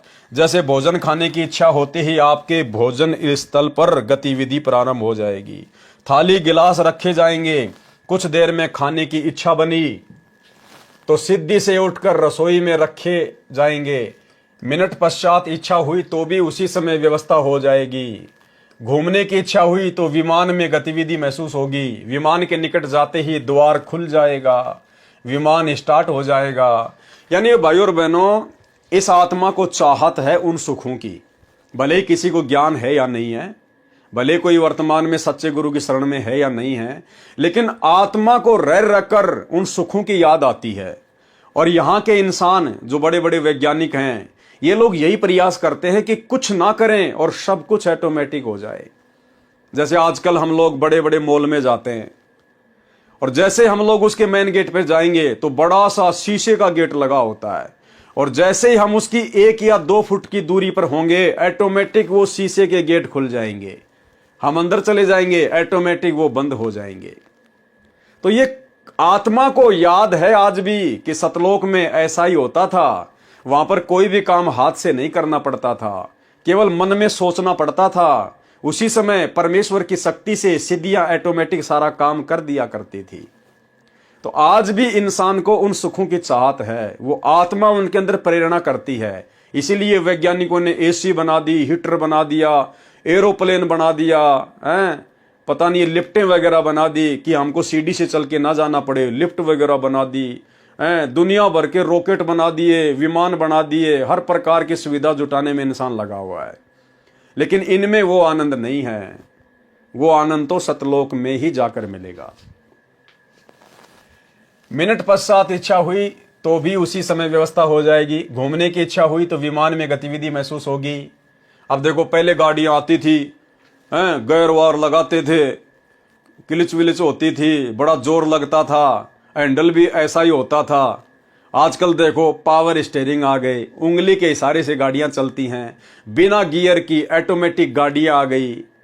तो बताओ कितनी सुविधा हो गई। और भी अच्छी सुविधा उपलब्ध हो, इसके इंतजाम में दिन रात वैज्ञानिक रिसर्च करते रहते हैं कि अब ऐसी कार आएगी जो बिना ड्राइवर के चलेगी। बस अपने घर का नक्शा डालो, जहां भी जाना है वहां की लोकेशन डालो, कार तुम्हें ऑटोमेटिक लेके जाएगी, चाहे सोते हुए जाना। तो भाई वो असली आनंद तो सतलोक में आएगा। यहां वाली तो न जाने कहां पर भिड़ा के मार देंगी, कोई भरोसा नहीं है। विमान के निकट जाते ही द्वार खुल जाएगा, विमान स्टार्ट हो जाएगा। जहां जिस द्वीप में जाने की इच्छा होगी, विचार करने पर विमान उसी ओर उड़ चलेगा। इच्छा करते ही ताजे ताजे फल पेड़ों से तोड़कर लाकर आपके समक्ष रख दिए जाएंगे। सतलोक की नकल ये काललोक है। इसी तरह स्त्री पुरुष परिवार है। अब भाई और बहनों, आगे हम जो पढ़ने वाले हैं ना, अब आगे हम जो पढ़ने वाले हैं, ये हमने बहुत ही ध्यान से पढ़ना है, क्योंकि दास के तो समझ में आ नहीं पाई ये बात। दास ने लगभग 2-3 साल पहले भी इसको देखा था, लेकिन उस समय भी मेरी समझ में नहीं आई। और वर्तमान में ये वीडियो बना रहा हूं, इससे पहले भी मैंने 4-5 बार इसको खूब पढ़ा, सोचा, लेकिन मेरी समझ में नहीं आई ये बात। अब ये बात जो आगे हम पढ़ेंगे, हो सकता है ये लाइनें गुरुदेव भगवान ने आप और हमारी परीक्षा के लिए लिखी हैं, कि इन बातों को हम ऐसा का ऐसा ही स्वीकार करते हैं, या गुरुदेव के सत्संगों से मेल करके हम लोग विचार विमर्श करते हैं, कुछ चिंतन मनन भी करते हैं। तो हो सकता है गुरुदेव ने आप और हमारी परीक्षा के लिए ये कुछ लाइनें कबीर सागर के सरलार्थ में लिखी हैं, क्योंकि इन लाइनों में लिखा है कि सतलोक में 90% संतान उत्पत्ति मैथुन क्रिया से होती है, और 10% बच्चे केवल शब्द से पैदा किए जाते हैं, और 90% मैथुन क्रिया से, जैसे हम यहां पर शारीरिक भोग विलास करके बच्चे पैदा करते हैं। तो ये बात आप और हमारे तो गले बिल्कुल भी नहीं उतर सकती, क्योंकि सतलोक में तो भोग विलास है ही नहीं, वहां तो मैथुन क्रिया का कोई लेना देना ही नहीं है। और गुरुदेव ने कहा कि वहां तो 90% संतान उत्पत्ति मैथुन क्रिया से होती है, और 10% केवल शब्द से संतान उत्पत्ति होती है। तो यहां पर हो सकता है गुरुदेव हमारी परीक्षा ले रहे हैं। इसी तरह स्त्री पुरुष परिवार हैं। सत्यलोक में 2 तरह से संतानों की उत्पत्ति होती है। कहां की बात कर रहे हैं गुरुदेव? सतलोक की बात कर रहे हैं। सतलोक में 2 तरह से संतानों की उत्पत्ति होती है, शब्द से तथा मैथुन से। यह हमारी परीक्षा है भाई और बहनों, कि हम इन बातों को ज्यों का त्यों स्वीकार कर लेते हैं, या इस प्रकार के शब्द आते ही गुरुदेव के ज्ञान आधार से हमारी खोपड़ी में कोई हलचल पैदा होती है। अब सतलोक में और मैथुन का क्या काम? अगर सतलोक में 2 प्रकार से संतान उत्पत्ति होती है, शब्द से भी और भोग विलास करके मैथुन क्रिया से भी, तो फिर भाई परमात्मा ने दुर्गा और काल को 21 ब्रह्मांडों के साथ में 16 संकोश की दूरी पर भेजने की जरूरत क्या थी? सतलोक के जिस हिस्से में मैथुन से बच्चे उत्पन्न होते थे, वो कुक्रम यदि सतलोक में पहले से ही हो रहा था, तो काल और दुर्गा को परमात्मा वहीं पर सेट कर देते, यहां भेजने की जरूरत ही नहीं थी। परमेश्वर को फिर यह कहने की जरूरत ही नहीं पड़ती कि भाई इस सतलोक में ऐसा कुक्रम करने की यदि कोई सोचता भी है, मैथुन क्रिया करने की, वो यहां पर रह नहीं पाता। अगर मैथुन क्रिया सतलोक में थी या है, तो भाई फिर काल को वहीं पे परमात्मा भेज देते, क्योंकि और भी तो बहुत सारे लोग वहां पर मैथुन क्रिया से बच्चे पैदा जो है वो कर ही रहे थे। तो ये आप और हमारी सीधी सीधी परीक्षा है कि इस पॉइंट को पढ़कर हम क्या रिएक्शन देते हैं। सत्यलोक में दो तरह से संतान की उत्पत्ति होती है, शब्द से तथा मैथुन से। वह हंस पर निर्भर करता है, यानी भगत के ऊपर निर्भर करता है कि वो भोग विलास करके बच्चे पैदा करना चाहता है या शब्द से बच्चे पैदा करना चाहता है। अब भाई और बहनों, सतलोक में परमेश्वर ने बताया कि सतलोक में तो नूरी शरीर है, वहां तो हार्ड मास का शरीर है ही नहीं, ये 5 तत्व का शरीर है ही नहीं। आप चाहे कितना ही वहां पर अमृत भोजन करो, वहां पर लैट्रिन नहीं आती। कितना ही आप जी वहां पे दूध दही पियो, पानी पियो, आपको पेशाब नहीं आती, क्योंकि हमारे शरीर में 5 तत्व से बना हार्ड मांस लार ये नहीं है। तो भला फिर जब मैथुन से बच्चे उत्पन्न किए जाते हैं सतलोक में, तो मैथुन क्रिया से तो फिर वीर्यपात भी होगा, शुक्राणु से बच्चे पैदा होंगे। तो जब शरीर के अंदर पेशाब ही बाहर नहीं आता है, तो भला फिर भाई वीर्य कहां से बाहर आएगा? फिर वो पदार्थ कहां से शरीर के बाहर निकलेगा, जब शरीर वैसा है ही नहीं वहां पर। तो यह आप और हमारी परीक्षा है भाई और बहनों। सतलोक में 2 तरह से संतान की उत्पत्ति होती है, शब्द से तथा मैथुन से। वह हंस पर निर्भर करता है। वचन से संतान उत्पत्ति वाला क्षेत्र सतगुरु के सिंहासन के चारों ओर है। नर नारी से परिवार वाला क्षेत्र उसके बाद में है। वचन से संतान उत्पन्न करने वाले केवल नर ही उत्पन्न करते हैं। सत्यलोक में वृद्ध अवस्था नहीं है। नर नारी वाले क्षेत्र में लड़के तथा लड़कियां दोनों उत्पन्न करते हैं, विवाह करते हैं केवल वचन से। जो बच्चे उत्पन्न होते हैं वे काल लोक से मुक्त होकर गए जीव जन्म लेते हैं, फिर कभी नहीं मरते, न बूढ़े होते हैं। जो सतलोक में मुक्त होकर जाते हैं उनको सर्वप्रथम सत्य पुरुष जी के दर्शन कराए जाते हैं। यानी जो आत्मा इस पृथ्वी लोक से मुक्त होकर जाती है, सबसे पहले उनको परमेश्वर के दर्शन करवाए जाते हैं। ठीक है जी। उस समय उसका वही स्वरूप रहता है जैसा पृथ्वी से आता है। यानी पृथ्वी से यदि कोई बूढ़ा गया तो उसका वही वहां पर स्वरूप रहेगा। यदि कोई जवान गया है तो जवान जैसा ही उसका रूप रहेगा। अब आगे एक बात और है, वो मेरे बिल्कुल समझ में नहीं आ रही। चलो, ऊपर वाली तो गुरुदेव के ज्ञान आधार से हम लोगों ने निष्कर्ष निकाल लिया कि भाई सतलोक में मैथुन क्रिया नहीं है। हो सकता है परमात्मा ने हमारी जो है वो परीक्षा के लिए यहां पर ऐसा लिखा है। लेकिन अब जो नीचे हम पढ़ेंगे वो तो भाई और बहनों मेरे बिल्कुल भी समझ से बाहर की बात है। आप में से अगर किसी के समझ में आ जाए तो भाई और बहनों आप जी बता देना। अन्यथा अगर गुरुदेव की परीक्षा होती, अगर ये शब्द यहां पर गुरुदेव की अगर परीक्षा होती तो जरूर परमात्मा हमें इतनी बुद्धि देते कि हम उसको समझ पाते। लेकिन यहां पर भाई और बहनों मुझे या तो ये मिलावट लगती है या फिर इस कबीर सागर को प्रिंट करवाते समय ये गड़बड़ हुई है। नहीं, गुरुदेव ने अगर कोई बात लिखी है तो हमारे समझ में जरूर आनी चाहिए। परंतु वरद नीचे से गया, परंतु यदि कोई बूढ़ा व्यक्ति नीचे से गया कहां? सतलोक, तो वहां सत्य पुरुष के सामने उसी अवस्था व स्वरूप में जाता है। क्या कहा जा रहा है? यदि नीचे से कोई बूढ़ा आदमी मोक्ष प्राप्त करके गया सतलोक में तो सत्य पुरुष के सामने उसी अवस्था व स्वरूप में जाता है। यानी बूढ़ा आदमी बूढ़े आदमी वाली ही रूप में स्वरूप में वहां पर जाएगा सत्य पुरुष के सामने। क्लियर हो गया? उसका प्रकाश 16 सूर्यों के प्रकाश जितना हो जाता है। ठीक है। उसके पश्चात उसको उस स्थान पर भेजा जाता है जो सबसे भिन्न है। वहां जाते ही उसका स्वरूप तो वैसा ही रहता है, लेकिन उसके शरीर का प्रकाश 16 सूर्यों जैसा हो जाता है। तो वो तो पहले भी हो ही गया था। अब यहां आगे क्या कहा जा रहा है? परंतु यदि वरद नीचे से गया है तो युवा अवस्था हो जाती है। अब ये दोगली सी बातें हो गई भाई और बहनों, समझ से बाहर की बात है। ऊपर तो क्या कहा जा रहा है? यदि कोई बूढ़ा आदमी नीचे से सतलोक जाएगा तो वो बूढ़ा ही रहता है, परंतु वरद नीचे से गया तो वहां सत्य पुरुष के सामने उसी अवस्था व स्वरूप में जाता है। कौन सी में? बूढ़े वाली में। और यहां क्या कहा जा रहा है? यदि वरद यानी बूढ़ा नीचे से गया है तो युवा अवस्था हो जाती है। अब ये दास की समझ से बाहर की बात है भाई और बहनों। एक लाइन ऊपर तो कहा जा रहा है कि सतलोक में नीचे से यदि कोई बूढ़ा आदमी जाएगा तो वो बूढ़े जैसा रहेगा, और दूसरी लाइन में कहा जा रहा है कि नीचे से यदि कोई बूढ़ा गया तो वो युवा हो जाता है। अब ये मिलावट है या क्या चक्कर है, दास की तो बुद्धि से बाहर की बात है। अब इसके ऊपर भला हम क्या विश्लेषण करें? जब समझ से बाहर की बात है तो भला क्या विश्लेषण करें?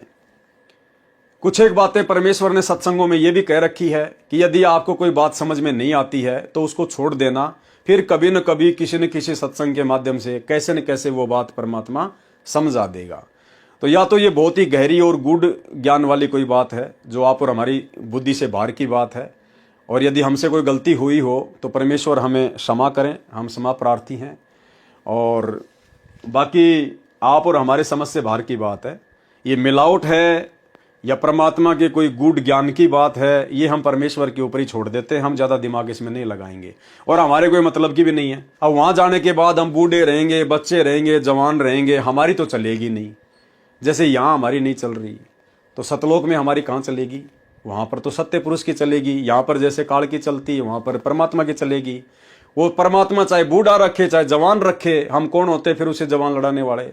तो इसको हम छोड़ देते हैं। जब कभी पूज्य गुरुदेव भगवान हिसार जेल से लीला पूरी करके आएंगे और यदि हमें सौभाग्य मिलेगा उनके दर्शन करने का, उस समय परमेश्वर के सामने रखेंगे, परमात्मा शंका का समाधान करेंगे। परंतु वरद नीचे से गया तो वहां सत्य पुरुष के सामने उसी अवस्था व स्वरूप में जाता है। उसका प्रकाश 16 सूर्यों के प्रकाश जितना हो जाता है। उसके पश्चात उसको उस स्थान पर भेजा जाता है जो सबसे भिन्न है।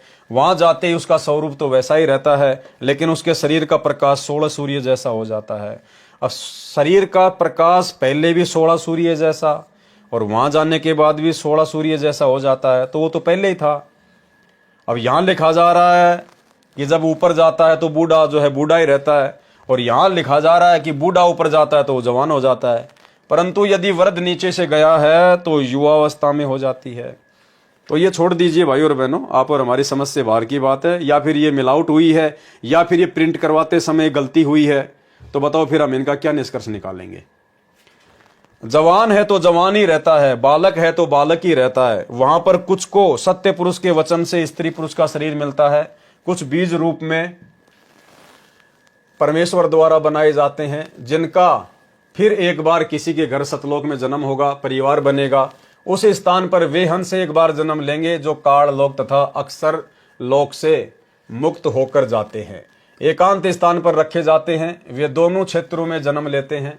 वचन से उत्पन्न होने वाले तथा स्त्री पुरुष से जन्म लेने वाले में स्त्री पुरुष से उत्पत्ति की औसत अधिक होती है।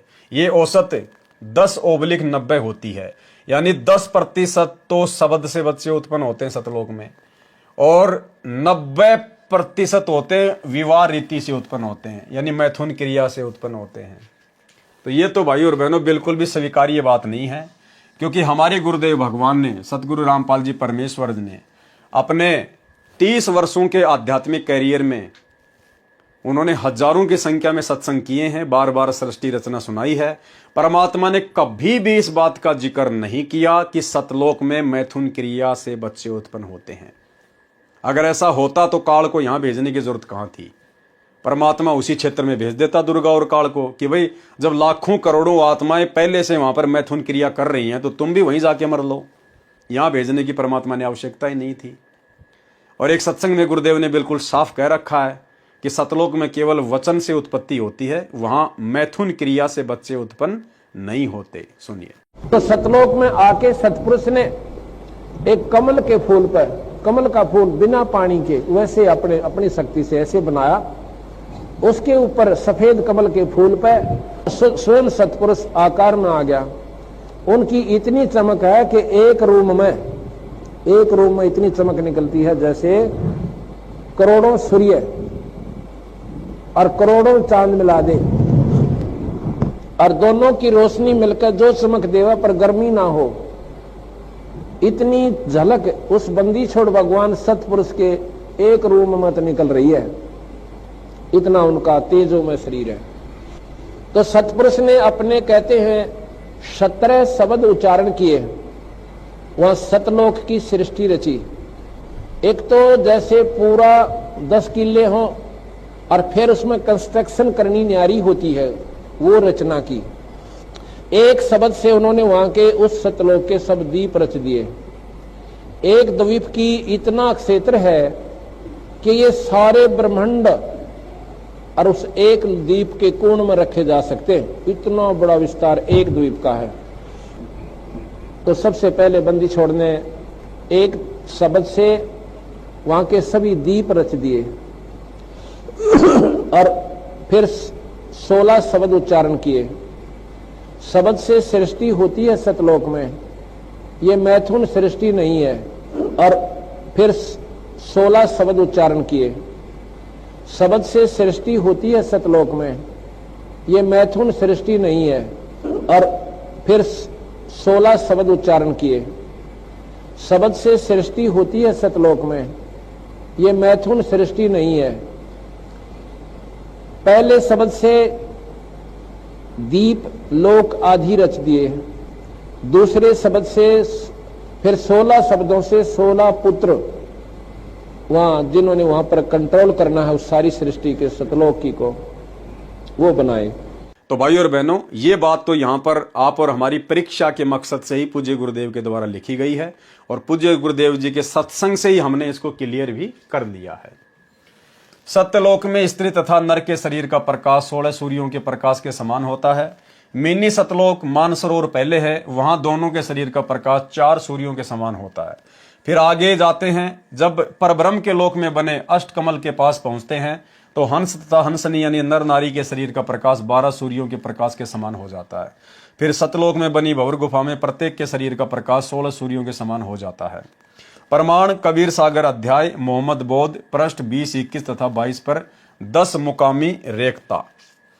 10 मुकामी रेखता यानी भाई और बहनों, जो कथाएं हमने पढ़ी हैं पूज्य गुरुदेव के कर कमल से लिखित, जैसे वीर सिंह बघेल की थोड़ी सी कहानी, बिजली का पठान की कहानी, उसकी रानी सुंदर देई की कहानी, तो वही सारी बातें फिर परमात्मा आगे दोहे और चौपाइयों में लिख रहे हैं। तो सारी कथा तो हम भाई बहनों ने जो है वो पढ़ी ली है। तो पूज्य गुरुदेव भगवान के आशीर्वाद से आज के वीडियो में हम केवल इतना ही लेंगे। कल रात्रि 8 बजे परमेश्वर के आशीर्वाद से फिर आगे हम बढ़ेंगे। परमेश्वर और नई नई जानकारियां कबीर सागर के सरलार्थ के माध्यम से आप और हमें उपलब्ध करवाएंगे। तो आज की वीडियो में केवल इतना ही। गुरुदेव भगवान हम सबको आज्ञा दें, इजाजत दें, आशीर्वाद दें। बंदी छोड़ सतगुरु रामपाल जी भगवान की जय हो।